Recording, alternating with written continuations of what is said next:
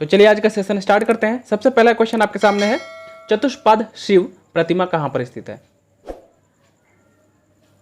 Correct answer option number B, Khajuraho में स्थित है चतुष्पाद शिव प्रतिमा। बहुत इंपॉर्टेंट क्वेश्चन है, वीडियो को लास्ट तक जरूर देखेगा। लास्ट में क्विज का भी क्वेश्चन पूछा जाएगा और क्विज का आंसर आपको डिटेल में नीचे कमेंट करना है। इस वीडियो का पीडीएफ चाहिए, बाकी सारे एग्जाम की तैयारी करना चाहते हैं तो व्हाट्सएप स्टडी ग्रुप जरूर ज्वाइन कर लें, या फिर आप टेलीग्राम चैनल भी ज्वाइन कर सकते हैं पीडीएफ के लिए, ठीक है। और बहुत सारे वीडियोस बनाया गया बिहार असाइनमेंट्स के लिए, और हर एक वीडियो में एक्स्ट्रा फैक्ट भी बताया जाएगा। तो इस वीडियो में भी एक्स्ट्रा फैक्ट आपको बताया जाएगा, तो एक्स्ट्रा फैक्ट आप जरूर नोट करना, क्योंकि एक्स्ट्रा फैक्ट आपको पीडीएफ में नहीं मिलेगा। तो एक्स्ट्रा फैक्ट जरूर नोट करना, इसलिए वीडियो भी इंपॉर्टेंट है, साथ ही साथ पीडीएफ भी इंपॉर्टेंट है। चलिए आगे बढ़ेंगे, क्वेश्चन नंबर सेकंड लेंगे। अकबर ने फरजंद की उपाधि किसे दी थी?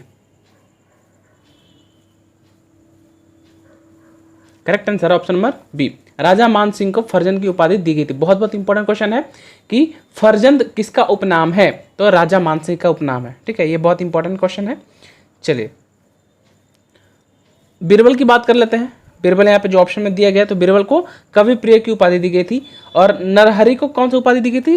तो नरहरि को उपाधि दी गई थी महापात्र की, ठीक है। बहुत इंपॉर्टेंट है। हुसैन की बात करें तो हुसैन जो है जड़ी कलाम, उन्हें उपाधि दी गई थी। तो हुसैन जो है जड़ी कलाम, जितना बता रहा हूँ सब इंपॉर्टेंट है, नोट करना आपको, ठीक है। और बीरबल को क्या मिला था? बीरबल को कवि प्रिय की उपाधि मिली थी।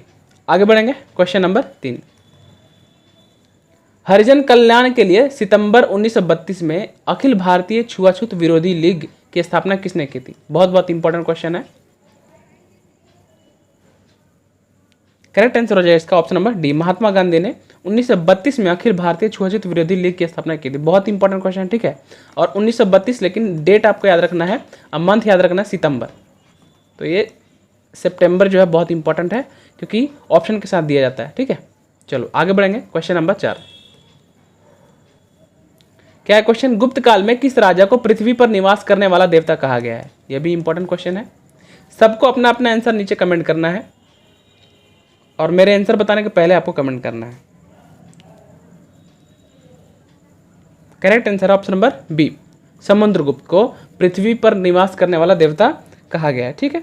चलो समुद्रगुप्त से बात कर लेते हैं। इंपॉर्टेंट क्वेश्चन बनता है, बहुत सारे एग्जाम पूछा जाता है कि अश्वमेघ सबसे पहले किसने कराया था? तो समुद्रगुप्त ने कराया था। इन्हें अश्वमेघ कर्ता के रूप में जाना जाता है, ठीक है।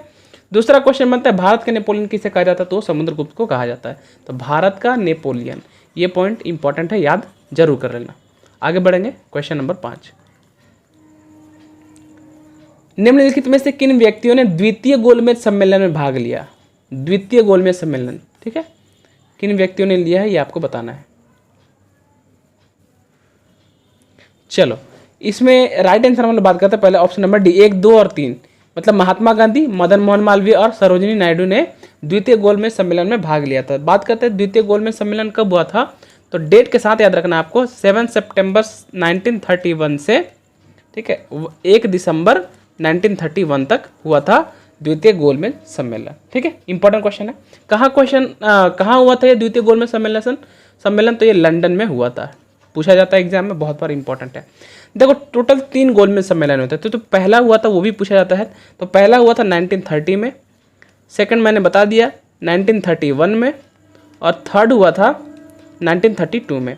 अब आपको नीचे कमेंट करके बताना है कि पहला, दूसरा तो मैंने बता दिया कि लंदन में हुआ था, पहला गोलमेज सम्मेलन और तीसरा गोलमेज सम्मेलन जो है ये कहाँ हुआ था, ये आपको बताना है। ये दोनों का लोकेशन आपको बताना है, और साथ ही साथ प्रथम गोलमेज सम्मेलन हुआ था उसका अध्यक्ष कौन थे, और जो तृतीय गोलमेज सम्मेलन था उसके अध्यक्ष कौन थे। ये 4 पॉइंट आपको नीचे कमेंट करना। मैं सबका कमेंट देख रहा हूँ कौन कौन आंसर करते हैं। चलो आगे बढ़ेंगे, क्वेश्चन नंबर 6 देखेंगे हम लोग। क्वेश्चन नंबर 6 क्या दिया कि भारतीय स्वतंत्रता संग्राम के दौरान निम्नलिखित में से किसने प्रस्तावित किया कि स्वराज को सभी प्रकार के विदेशी नियंत्रण से मुक्त संपूर्ण स्वतंत्रता के रूप में परिभाषित किया जाए? बहुत बहुत शानदार क्वेश्चन है, ऐसे क्वेश्चन पूछे जा सकते हैं। क्वेश्चन नंबर 6, करेक्ट आंसर हो जाएगा ऑप्शन नंबर सी, हकीम अजमल खान। बहुत बहुत इंपॉर्टेंट क्वेश्चन है। आगे बढ़ेंगे, निम्नलिखित में से कौन से युग्म सही सुमेलित है? मतलब ये में जो करेक्ट है वो आपको बताना है, और ऑप्शन आपको दिया गया है। तो एक एक पॉइंट आपको पढ़ना है, उसके बाद आपको आंसर करना है। चलो आप लोग अपना आंसर बताओ, मैं यहाँ पे एक एक करके पॉइंट देखते हैं। पहला जो पॉइंट दिया हुआ है प्रथम आंग्ल मराठा युद्ध, तो प्रथम आंग्ल मराठा युद्ध जो यहाँ पे दिया है 1767 से 1769, तो ये पॉइंट गलत हो जाएगा क्योंकि 1767 से 1769 तक आंग्ल मराठा नहीं आंग्ल मैसूर युद्ध चल रहा था। ठीक है, तो यहाँ पे पॉइंट नोट करते रहो आप, पेन पेपर लेके जरूर बैठना, मेरे वीडियो में एक्स्ट्रा फैक्ट ज़्यादा रहता है तो पेन और पेपर जरूर लेके बैठना। आंग्ल मैसूर युद्ध 1767 से 1769 में हुआ था प्रथम। ठीक है, चलो उसके बाद बात करते हैं 1790 से 92 क्या था, तृतीय आंग्ल मराठा युद्ध। ये पॉइंट भी गलत है, ये तृतीय आंग्ल मराठा युद्ध नहीं, तृतीय आंग्ल मैसूर युद्ध था। तो ये थर्ड क्या हो जाएगा, आंग्ल मैसूर हो जाएगा। तो ये पॉइंट आपको याद रखना है। ठीक है, चलो तीसरा पॉइंट दिया है कि 1824 से 26 ये क्या प्रथम आंग्ल बर्मा युद्ध था, ये पॉइंट सही है। ठीक है, चौथा पॉइंट दिया 1848 से 49 तक द्वितीय आंग्ल सिख युद्ध है, तो ये पॉइंट भी सही है। तो ये 4-5 पॉइंट है, आपको नोट कर लेना है, बहुत इंपॉर्टेंट। तो सही कौन सा है, सी और डी है, यानी 3 और 4 यहाँ पे सी और डी होगा। ऑप्शन नंबर सी इसका राइट आंसर हो जाएगा। क्लियर है, चलो ये पूरा डेट आपको नोट कर लेना है। आगे बढ़ेंगे, क्वेश्चन नंबर 8, निम्नलिखित में से किस एक प्रदेश में सन 1935 के अधिनियम के अंतर्गत कांग्रेस के मंत्रिपरिषद का गठन नहीं हुआ था। दोस्तों वीडियो पसंद आए तो वीडियो को जितना हो सके लाइक जरूर किया करो, और वीडियो को आप लोग शेयर नहीं करते हो, बार बार बोलता हूँ आपको, वीडियो को शेयर जरूर कर दिया करो यार। आप थोड़ा सा सपोर्ट तो दिखाओ एटलीस्ट।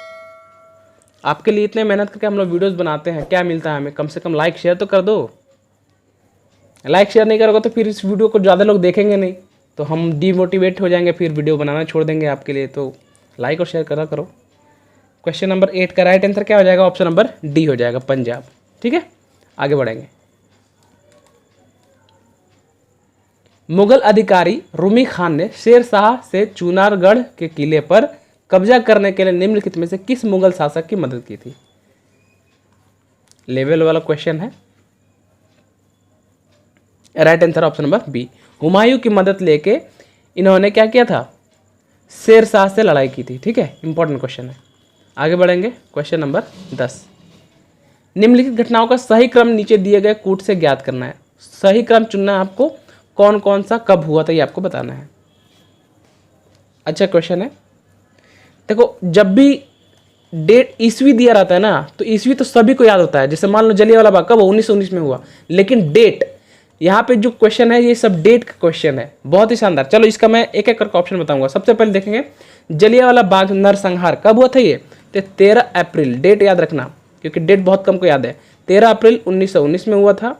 और डॉक्टर सत्यपाल का बंदी बनाया जाना ये कब हुआ था, ये 9 अप्रैल को हुआ था, 1919 को हुआ था। ठीक है, उसके बाद 1919 का अमृतसर कांग्रेस का अधिवेशन ये हुआ था दिसंबर में। कब हुआ था, दिसंबर में 1919 को। ठीक है, एग्जैक्ट डेट नहीं पूछा जाता है, दिसंबर 1919। देखो सबसे पहला बात मैं बताता हूँ, इसको सही क्रम में अगर इसको आंसर अगर हम बात करें तो आंसर हो जाएगा ऑप्शन नंबर ए 2 1 3। ठीक है, देख सकते हैं आप। लेकिन सबसे पहले देखो क्या हुआ था कि डॉक्टर सत्यपाल को बंदी बनाया गया था। ठीक है, अधिवेशन हुआ था, यहाँ पे बंदी बनाया गया। उसके बाद क्या हुआ कि जलियांवाला बाग नरसंहार हुआ, इनके लिए मीटिंग बुलाया गया था। जिसके बाद क्या हुआ कि अमृतसर का कांग्रेस अधिवेशन बुलाया गया। ठीक है, तो इस क्रम के हिसाब से हो जाएगा। चलो आगे बढ़ेंगे। चलो एक क्वेश्चन ये पूछ लिया जाता है, जो 1919 का अमृतसर का कांग्रेस का अधिवेशन हुआ था, इसके अध्यक्ष पूछ लिए जाते हैं। तो अध्यक्ष कौन थे, कौन बता पाएगा। इसके अध्यक्ष थे मोतीलाल नेहरू।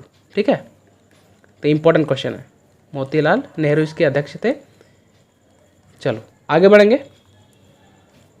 क्वेश्चन नंबर 11, क्या है क्वेश्चन, रोलिंग योजना का क्या अर्थ है।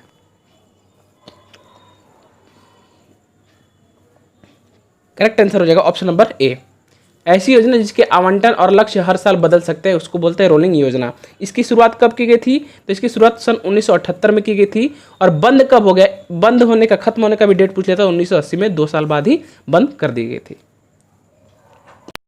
अगला क्वेश्चन, क्वेश्चन नंबर 12 है, किस चोल शासक ने चिदम्बर का प्रसिद्ध नटराज मंदिर का निर्माण कराया था। इंपॉर्टेंट क्वेश्चन है। करेक्ट आंसर है ऑप्शन नंबर ए, परांतक प्रथम ने चिदम्बर का प्रसिद्ध नटराज मंदिर निर्माण कराया था। क्वेश्चन नंबर 13, निम्नलिखित कथनों पर विचार करना है और गलत विकल्प को चुनना है आपको। जो गलत है वो आपको चूज करना है, गलत। ठीक है, तो ABCD 4 पॉइंट दिया गया, आपको बताओ कौन सा पॉइंट गलत है। एक एक पॉइंट देखेंगे हम लोग। सबसे पहला पॉइंट है, गुरु अर्जुन देव ने सिख गुरु नानक की जीवनी लिखी थी। सिख गुरु नानक की जीवनी लिखी थी, ये बिल्कुल करेक्ट है, इसमें कोई गलत बात नहीं है। दूसरा, गुरु अंगद देव ने गुरुमुखी लिपि का आरंभ किया था, ये पॉइंट भी सही है। और गुरु रामदास ने सिखों के चौथे गुरु थे, ठीक है, तो ये भी सही है। लेकिन गुरु गोविंद सिंह ने अपने को सच्चा बादशाह कहा था, ये पॉइंट गलत है। तो गुरु गोविंद सिंह ने नहीं, हरगोविंद सिंह, गुरु हरगोविंद सिंह ने अपने आप को सच्चा बादशाह कहा था, तो ये पॉइंट सही हो जाएगा। देखो अब यहाँ से एक एक पॉइंट बने, तो इसका राइट आंसर क्या है, ऑप्शन नंबर डी। एक एक पॉइंट देखेंगे हम लोग। ये जो गुरु अर्जुन देव ने सिख गुरु नानक की जीवनी लिखी थी, तो जो गुरु अर्जुन थे वो सिखों के कौन से गुरु थे, ये 5वें गुरु थे, 5th, ठीक है। और ये जो गुरु अंगद देव थे वो सिखों के कितने नंबर गुरु थे, वो दूसरे गुरु थे, ठीक है। और गुरु रामदास कौन से गुरु थे, तो चौथे। तो ये पॉइंट आपको याद रखना है, ठीक है, एग्जाम में पूछ लिया जाता है। आगे बढ़ेंगे, क्वेश्चन नंबर 14। निम्नलिखित राजवंशों को उनके शासन के आरोही क्रम में व्यवस्थित करना है, छोटे से बड़े।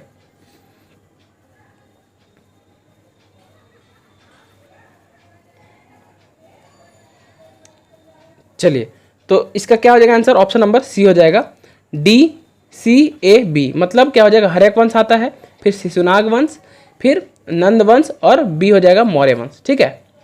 आगे बढ़ेंगे, तो उसका ट्रिक भी क्या था, हसीन माशुका 7, मैंने बताया हुआ था पहले भी, हसीन माशुका 7।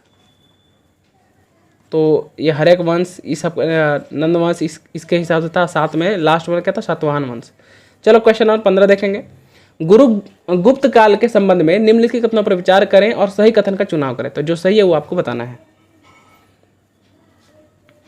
गुप्त काल के बारे में दिया गया है, चलिए एक एक पॉइंट हम लोग देखेंगे, डिस्कस करेंगे। पहला पॉइंट दिया है, सर्वाधिक महत्वपूर्ण व्यापारिक केंद्र के रूप में उज्जैन प्रसिद्ध था, गुप्त काल का बात है, तो ये पॉइंट बिल्कुल सही है। दूसरा दिया, गुप्त युग में भू राजस्व की दर उपज का 6ठा भाग था, 1/6। हम लोग पहले भी पढ़े हुए हैं कि पहले 1/4 था, लेकिन बाद में क्या हो गया, 1/6 कर दिया गया, तो ये पॉइंट भी सही है, गलत नहीं है। थर्ड पॉइंट है, गुप्त काल में बौद्ध धर्म संबंधी महत्वपूर्ण अवशेष बेतवा नदी के तट पर मिलते हैं। ये गुप्त काल में बौद्ध धर्म के दिया जाए, तो यहाँ पे बौद्ध धर्म नहीं होगा, ये वैष्णव धर्म होगा। कौन सा धर्म होगा, वैष्णव धर्म अगर होता तो सही हो जाता, ठीक है। तो इसमें गलत कौन है, सही कथन का चुनाव करना था, तो 1 और 2 सही है, यानी राइट आंसर ऑप्शन नंबर ए हो जाएगा, ठीक है। गलत कौन सा है, तो ऑप्शन नंबर 3 वैष्णव धर्म वहां पे होगा। आगे बढ़ेंगे, राष्ट्रीय मानवाधिकार आयोग के अधिनियम 1993 के अनुसार निम्नलिखित में से कौन इस आयोग का अध्यक्ष बन सकता है।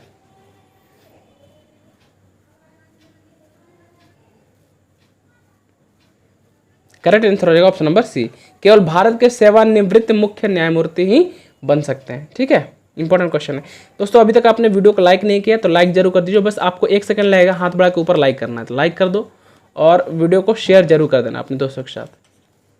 आगे बढ़ेंगे, क्वेश्चन नंबर 17। भारतीय संविधान धर्मनिरपेक्ष राज्य की स्थापना करता है, इससे अभिप्राय है, तो क्या अभिप्राय है, 4 पॉइंट दिया गया आपको। धर्मनिरपेक्ष राज्य की स्थापना करता है, इसका मतलब क्या हुआ। क्वेश्चन नंबर 17 है, एक पॉइंट देखेंगे। राज्य सभी धर्मों का सम्मान करता है, समान मानना, ये बिल्कुल सही है।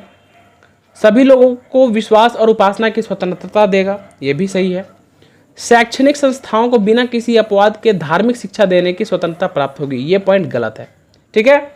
उसके बाद राज्य रोजगार के विषय में धार्मिक आधार पर किसी प्रकार का विभेद नहीं करेगा, ये पॉइंट भी सही है। इसका अर्थ होता है धर्मनिरपेक्षता का, ठीक है।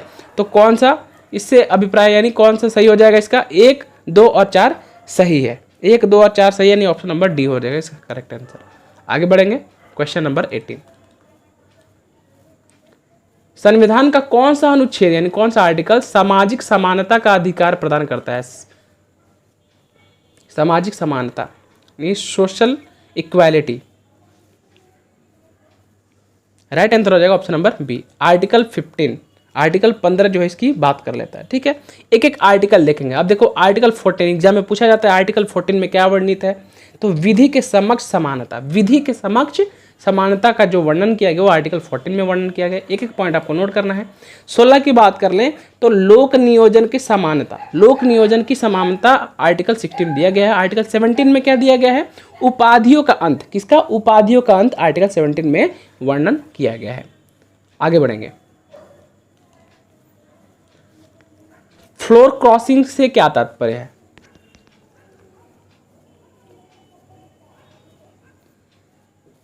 करेक्ट आंसर हो जाएगा option number C. Floor crossing का मतलब संसद या विधानमंडल में एक दल के सदस्य का दूसरे में सम्मिलित हो जाना। ठीक है, आगे बढ़ेंगे। व्यक्तिगत स्वतंत्रता के अधिकार के लिए निम्नलिखित में से कौन से रिट या याचिका दायर की जा सकती है? व्यक्तिगत स्वतंत्रता के लिए अधिकार के लिए करेक्ट आंसर हो जाएगा option number C, habeas corpus. ये एक प्रकार की रिट होती है जो व्यक्तिगत स्वतंत्रता के अधिकार के लिए दायर की जा सकती है। ठीक है, अब आप ये बता दो, अधिकार की बात है यानी फंडामेंटल राइट्स। ठीक है, फंडामेंटल राइट्स को कौन से आर्टिकल में वर्णन किया गया है ये आपको बताना है। ठीक है, चलिए नीचे कमेंट करना आपको आंसर। आगे बढ़ते हैं। क्वेश्चन नंबर 21, नियंत्रण एवं महालेखा परीक्षक यानी CAG, controller and auditor general of India के संबंध में कौन सा कथन गलत है? कौन सा गलत है वो आपको बताना है। चलो एक एक पॉइंट देखेंगे। इनकी पदावधि पद ग्रहण करने की तिथि से 5 वर्ष तथा होगी या 65 वर्ष की आयु तक होगी, जो भी पहले पूरा हो। तो देखो ये जो 65 वर्ष है ये सही है, लेकिन ये 5 वर्ष नहीं होगा, 6 वर्ष होगा। क्या होगा? 6 वर्ष। तो कैग का जो होता है लाइफ टाइम वो 6 वर्ष का होता है, 6 ईयर्स का होता है और 65 साल तक होता है। ठीक है, तो ये पॉइंट इंपॉर्टेंट है और ये पहला पॉइंट ही गलत है। बाकी सारे पॉइंट्स की बात कर लें तो नियंत्रक महालेखा परीक्षक सार्वजनिक धन का संरक्षक होता है, ये बिल्कुल सही है। इनकी नियुक्ति राष्ट्रपति के द्वारा की जाती है, तो ये भी पॉइंट सही है। तो ध्यान रखना, कैग की नियुक्ति कौन करता है? देश का राष्ट्रपति यानी प्रेसिडेंट करता है। भारत के नियंत्रण में महालेखा परीक्षक संबंध में भारतीय संविधान का अनुच्छेद 148 से 151 तक वर्णन मिलता है। ये पॉइंट भी बिल्कुल सही है। एक एक पॉइंट आपको यहाँ पर नोट करना है। जो गलत है वो 5 वर्ष नहीं 6 वर्ष होता है। ठीक है, तो ऑप्शन ए इसका राइट आंसर हो जाएगा क्योंकि वही गलत है। आगे बढ़ेंगे। क्वेश्चन नंबर 22 आपके सामने है। संविधान सभा की स्थापना निम्नलिखित में से किसके ढांचे के तहत भारत का संविधान बनाने के लिए की गई थी? सभी को पता होना चाहिए, बहुत बार मैंने कराया ये क्वेश्चन। करेक्ट आंसर है option number C, very good, cabinet mission. Cabinet mission के तहत भारत का संविधान बनाने की योजना लाई गई थी। इंपॉर्टेंट क्वेश्चन है। ठीक है, चलो, और ये जो आया था नवंबर 1946 में आया था। ठीक है, कैबिनेट मिशन जो है नवंबर 1946 में कैबिनेट मिशन के तहत संविधान सभा का गठन करने का प्रस्ताव रखा गया था। इंपॉर्टेंट क्वेश्चन है। आगे बढ़ेंगे। क्वेश्चन नंबर लेंगे 23, निम्नलिखित फसलों पर विचार कीजिए। 4 फसल दिया गया है और खरीफ फसल कौन सा ये आपको बताना है।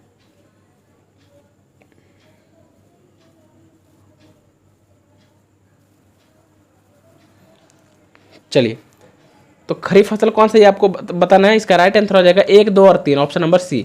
मतलब कपास है, मूंगफली है और कौन है? मक्का है। ठीक है, अब देखो एक क्वेश्चन ये भी बनता है, खरीफ फसलों की बुआई कब होती है और कटाई कब होती है, मतलब कब बोया जाता है और कब काटा जाता है। तो इसका एक ट्रिक था, मैंने बताया था कि जय जय, ये हो गया जय जय नदी, जय जय नदी। मतलब क्या है, जैसे क्या हो जाएगा, जून जुलाई में ये बोई जाती है, बुआई। ठीक है, और मतलब नवंबर दिसंबर में इसकी कटाई होती है। तो ये आपको याद रखना है। Next question, question number 24, Indore के समीप स्थित जाना पाव पहाड़ी स्रोत है, किस चीज का स्रोत है? कौन सी नदी यहां से निकलती है? करेक्ट आंसर हो जाएगा ऑप्शन नंबर बी, चंबल नदी जो है निकलती है जाना पाव पहाड़ी से। कहां पर? ये इंदौर के समीप है। इंपॉर्टेंट क्वेश्चन है। इसकी सहायक नदी पूछ ली जाती है। चंबल नदी की सहायक नदी कौन कौन सी है? तो पार्वती, काली, सिंध, ये आपको याद रखना है। पार्वती, काली, सिंध ये सहायक नदियां हैं चंबल नदी की, ये आपको याद रखना है। ये क्वेश्चन एग्जाम में पूछा गया है। चलो आगे बढ़ेंगे। अगला क्वेश्चन, क्वेश्चन नंबर 25, सूची 1 जिसमें भारतीय दर्रे दिए गए हैं और सूची 2 में दिया गया संपर्क जोड़ने वाले 2 क्षेत्र। ठीक है, ये दर्रे कौन कौन से जगह के बीच में 2 जगह को जोड़ती है ये आपको बताना है। सूची में मिलान करना है, कौन सा किधर होगा, फटाफट आपको आंसर करना है। चलिए एक एक पॉइंट देखेंगे। जोजिला दर्रा ये कहाँ पर है? ये कश्मीर से लद्दाख के बीच में है। ठीक है, तो इंपॉर्टेंट है, ए कटू हो जाएगा, लिखते रहना साइड में, ए कटू हो जाएगा, कश्मीर से लद्दाख। जोजिला दर्रा, नाथुला दर्रा, तो नाथुला दर्रा किधर है? इसका हो जाएगा सिक्किम से चीन यानी तिब्बत। क्या बी का 3, तो बी का 3। सिपकी लॉ, सिपकी लॉ ये जो है ये कौन सा दर्रा है? तो ये कहाँ पे हिमाचल प्रदेश से चीन को जोड़ता है, सिपकी लॉ यानी सी का 4। और लिपू लेख ये क्या हो जाएगा, उत्तरांचल से चीन, मतलब डी का हो जाएगा 1। तो A2 B3 C4, A2 किधर है, A का 2, तो यहाँ पे जो है देखो यहाँ पे A का 2 यहाँ पे दिया हुआ है, 4 दिया हुआ है, तो इसका right answer option number D हो जाएगा। मतलब पहला का 2, बी का 3 और सी का 4 और डी का 1। ठीक है, चलो आगे बढ़ते हैं।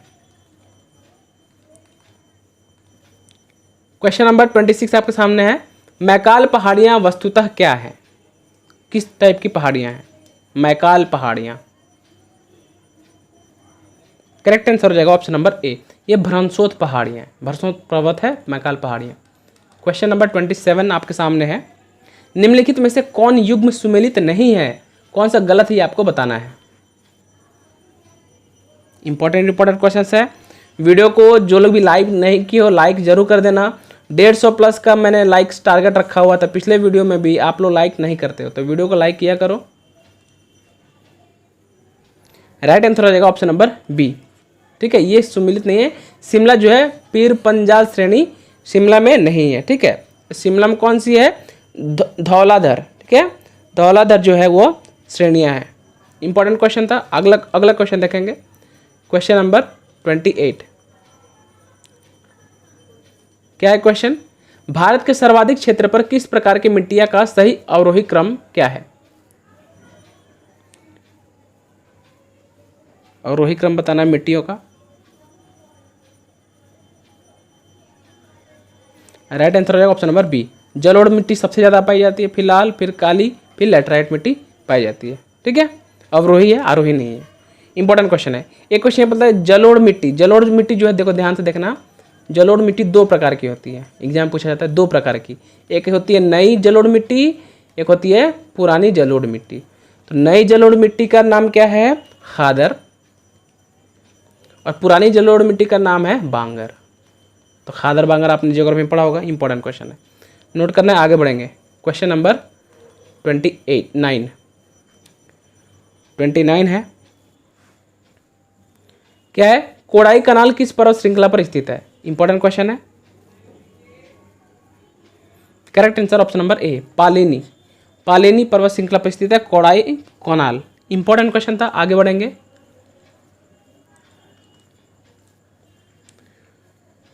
तो अगला क्वेश्चन नंबर 30 है, निम्नलिखित कथनों पर आपको विचार करना है।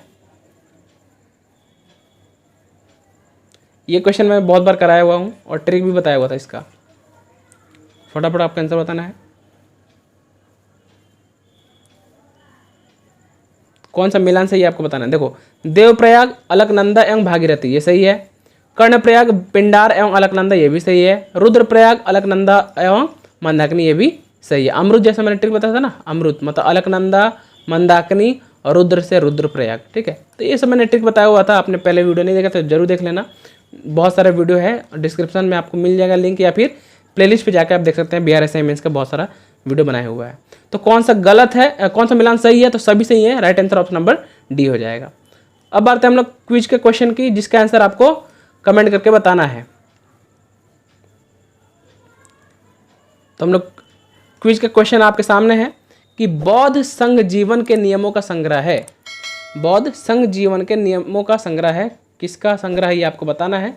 इसका आंसर आपको बताना है। ठीक है, और बौद्ध धर्म के बारे में आपको और भी कुछ आंसर कमेंट करना है, जो कि बौद्ध धर्म के संस्थापक कौन है, पहला क्वेश्चन।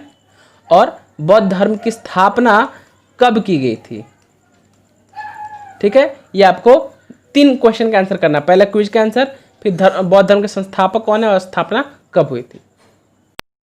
तो ये था आज का वीडियो पसंद आया तो फटाफट वीडियो को लाइक जरूर कर देना, वीडियो को अभी शेयर जरूर कर दो, वीडियो छोड़ने से पहले वीडियो को शेयर जरूर कर दिया करो। इतना मैंने आपके लिए वीडियोस लाते हैं, कम से कम 150 लाइक्स का टारगेट तो पूरा कर दो यार, और वीडियो को शेयर जरूर कर दिया करो।